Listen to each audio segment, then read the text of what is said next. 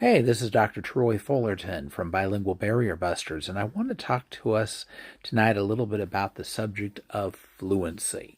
Fluency in a language has to do with being able to say things without thinking about them and having it flow out naturally without us having to do a lot of stopping and starting or restarting or thinking about how we're having to say things. If it just kind of flows out of our mouths without us having to think too much about it, then we say that we're fluent in the language. Now, the way that this works, of course, is we have to get the words in and we do have to know what we're doing. But then there is an awful lot that gets overlooked about simple muscle memory.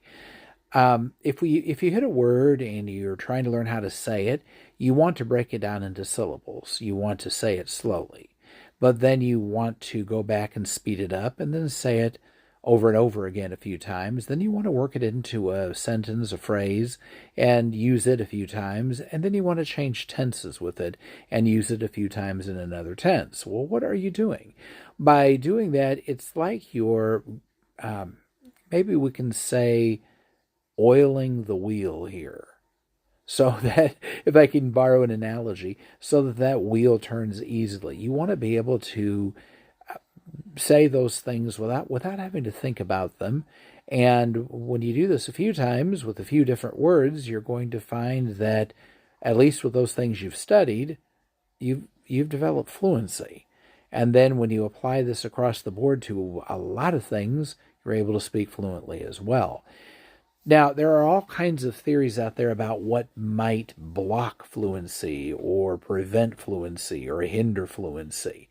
I would suggest not worrying about that too much and simply talking. Try to talk and use what you know.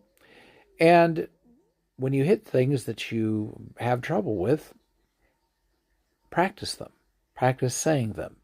You can say these when you're off by yourself. You can say these things when you're not talking very loud. You can just kind of murmur things to yourself and still get that effect.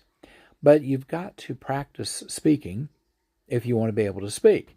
And so developing fluency a lot of times is just a matter of going through those motions again and again until they come naturally.